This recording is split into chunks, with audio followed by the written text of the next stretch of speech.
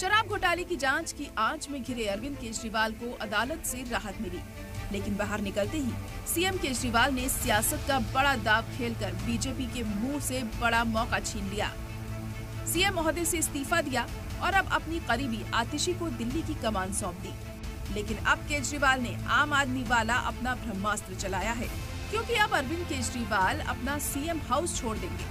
अरविंद केजरीवाल को सरकारी गाड़ियां भी छोड़नी होंगी, साथ ही साथ साबिक सीएम की सिक्योरिटी भी कम हो जाएगी।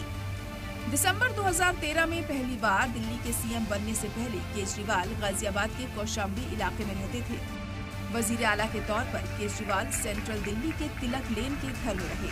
इसके बाद फरवरी 2015 के असेंबली इलेक्शन में आम आदमी पार्टी के भारी अक्सरियत के साथ इख्तिदार में आने के बाद केजरीवाल नॉर्थ दिल्ली के सिविल लाइंस इलाके में 6 फ्लैग स्टाफ रोड वाक़े रिहाइशगाह में रहने चले गए।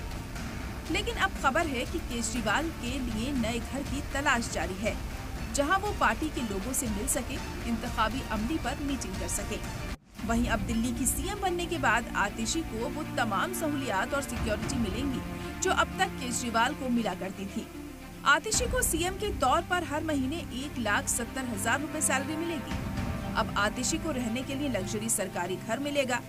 आतिशी को सरकारी गाड़ी भी मिलेगी और हर महीने गाड़ी के लिए 700 लीटर पेट्रोल मुफ्त मिलेगा।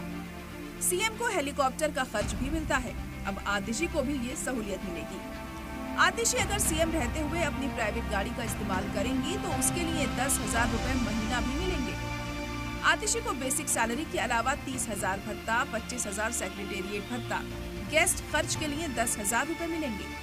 यानी एक तरफ दिल्ली को तीसरी बार खातून सीएम मिलने जा रही हैं, तो वहीं केजरीवाल ने आतिशी के जरिए बड़ा मास्टर स्ट्रोक भी चला है। ऐसे में अब आने वाले इलेक्शन और अगले दिल्ली असेंबली चुनाव में आम आदमी पार्टी को कितना फायदा होगा, ये देखने वाली बात होगी। ब्यूरो रिपोर्ट, सलाम टीवी।